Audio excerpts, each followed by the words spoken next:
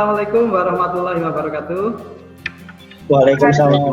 Apa kabarnya hari ini? Semua ya? Baik, Pak. Saya absen satu persatu ya. Indra Ferry.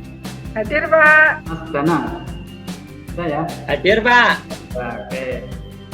Ya, Bapak harap kalian masih tetap semangat meskipun kita masih berada pada kondisi COVID-19 ya. Jadi sebelum kita mulai ke kegiatan hari ini, marilah kita berdoa terlebih dahulu. Berdoa mulai. Cukup. Oke, terima kasih Mas Dana. Untuk meningkatkan semangat kita di siang hari ini, ya, Bapak ingin sedikit bermain game tentang logika terbalik. Cara bermain, jika Bapak bilang gajah, maka kalian harus menjawab besar dengan menunjukkan jari kelingking ke layar. Ketika saya bilang semut, maka kalian harus menjawab kecil dengan menunjukkan jari jempol ke layar. Oke, paham ya? Gajah. Kecil. Besar. Gajah besar. Lalu bawah, Pak. Lantas. Kecil. Cukup. Terima kasih.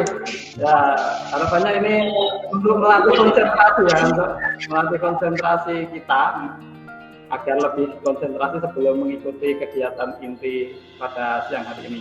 Oke, pada kali ini topik yang saya akan sampaikan tentang pembentukan konsep diri yang positif. Untuk tugas perkembangan yaitu mempersiapkan diri, menerima dan bersikap positif serta dinamis terhadap perubahan fisik dan psikis yang terjadi pada diri sendiri untuk kehidupan yang lebih sehat. Tujuan layangannya yaitu peserta didik dapat menganalisis kemampuan dan keinginan diri.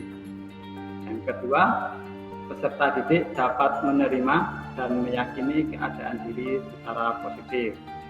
Yang ketiga, peserta didik dapat mengintegrasikan perilaku yang merefleksikan konsep diri yang positif dalam kehidupan sehari-hari. Kegiatan kita kali ini adalah tentang studi kasus. Kalian nanti mengamati dan menganalisis video tersebut. Oke. Terus nanti kalian diskusikan. Satu kelas ini saya bagi menjadi 3 kelompok. Saksikan untuk videonya.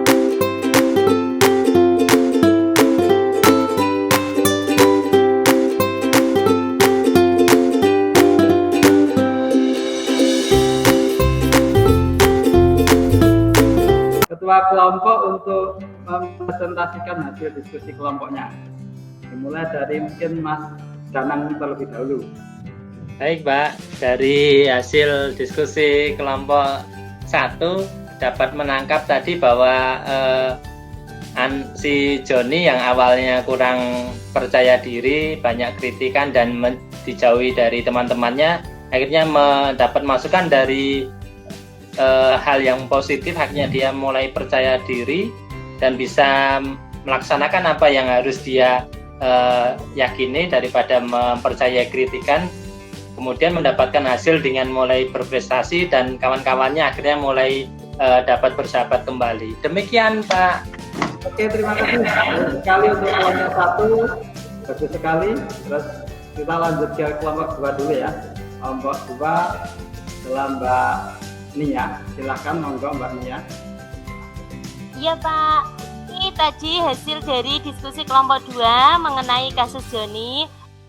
Ya, bagus sekali untuk kelompok 2. Untuk kelompok 3. Oke, bagus sekali.